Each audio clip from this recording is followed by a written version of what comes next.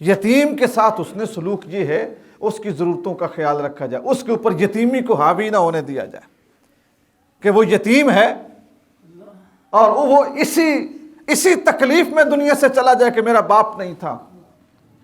ایک بات کان کھول کے سن لو کہ اسلامی معاشرے میں کوئی شخص یتیم نہیں ہوتا، اسلام سب کا سربراہ ہوتا ہے۔ اگر ہم مسلمان ہیں نا اور ہمارے گلی میں ہمارے محلے میں کوئی یتیم بچہ ہے، وہ اچھی خوراک سے محروم ہے، اچھے لباس سے محروم ہے، اچھی تعلیم سے محروم ہے، اچھی میڈیسن سے محروم ہے، دوستو یوں سمجھو کہ پھر سارے کا سارا محلہ یتیم ہے، پھر وہ انسانی معاشرے میں نہیں رہتا، پھر وہ مسلمانی معاشرے میں نہیں رہتا۔ یتیم اگر اسلام کے حدود ضربے میں رہتا ہے، اسلامی سوسائٹی میں رہتا ہے، تو میرے دوستو اس کو یتیمی کا احساس نہ ہونے دو۔ یہ یتیم کے ساتھ اس نے سلوک ہے، اس کے سر پہ ہاتھ رکھو، عید کا موقع آئے تو سب سے پہلے اس کو عیدی دو۔ جب اپنے بچوں کے لیے لباس خریدتے ہو نا تو کوئی فرق نہیں پڑتا آپ کے 3 بیٹے ہیں، 4 بیٹے ہیں، 5 بیٹے ہیں، جہاں آپ 4-5 سوٹ لیتے ہیں نا وہاں آپ 6 بھی لے سکتے ہیں۔ آپ کا بیٹا ہی ایک سوٹ پہ ہاتھ رکھ لیتا ہے کہ جو سوٹ 4000 کا ہے، جو سوٹ 5000 کا ہے، آپ کا بیٹا ہی اس پہ ہاتھ رکھ لیتا ہے، آپ مجبور ہو جائیں گے نا لے کے دینے پہ۔ ممکن ہے آپ کے ذہن میں یہ ہو کہ میں نے کسی یتیم کو بھی لے کے دینا ہے، آپ کا بیٹا ہاتھ ہی 1500 والے سوٹ پہ رکھے۔ تو ان چیزوں کو کبھی بھی اگنور نہ کریں۔ جتنے ہم فضول کام لگا رہے ہیں، فضول چیزیں، پیزے کھا رہے ہیں، پیپسیاں پی رہے ہیں، آؤٹنگ کر رہے ہیں، کبھی ہم نے سوچا کہ 5-5 ہزار، 10-10 ہزار، 50-50 ہزار، یہ بالکل ایک چھوٹی سی میری بات سن لیں، یہ جو مری میں پچھلے مہینے میں ہلاکتیں ہوئیں، ہم نے میڈیا پہ کیا سنا؟ ایک کمرے کا کرایہ 50-50 ہزار۔ بہت دل کے اوپر ہاتھ رکھ کے میری بات سنیے گا، اگر مری میں ایک رات ایک کمرہ مل بھی جائے تو کیا ہوگا؟ ایک سوال ہے میرا آپ سے، اگر 50 ہزار کرائے پہ آپ ایک رات مری میں گزار بھی آئیں تو کیا حاصل ہوگا؟ اس کے بغیر گزارا ہو سکتا ہے یا نہیں ہو سکتا؟ کام چل سکتا ہے یا نہیں چل سکتا؟ وہی 50 ہزار روپے آپ اپنی گلی یا اپنے محلے کے کسی یتیم کو دے دیں، ممکن ہے اس کی 2 سال کی سکول کی فیس بن جائے۔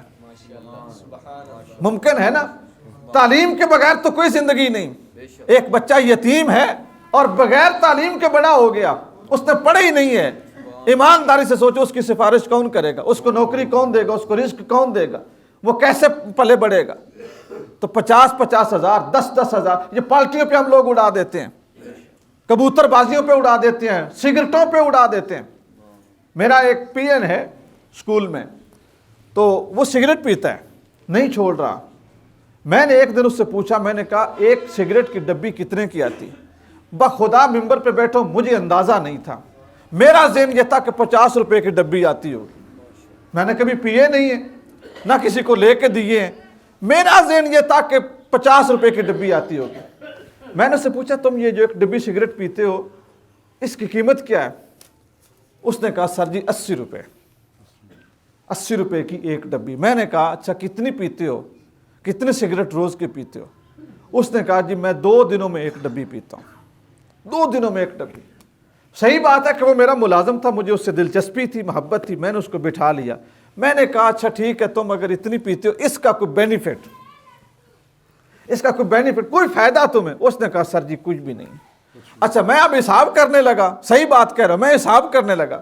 میں نے کہا یار 40 روپے تیرا روز کا خرچہ صرف سگریٹوں کے اوپر، کلاس 4 آدمی جھاڑو دیتا ہے اسکول میں، ایک عام سا بندہ۔ اب آپ وہاں سے سوچنا شروع کر دیں، اوپر آتے ہیں کہ لوگ کتنے فضول خرچیوں میں پیسے اڑا رہے ہیں، مہنگے سگریٹ، مہنگے پرفیوم، مہنگے کپڑے، مہنگے کوٹ، مہنگی جرسیاں، مہنگی گاڑیاں، فضول آؤٹنگ، یہ ساری چیزوں پہ کتنا پیسہ اڑا رہے ہیں۔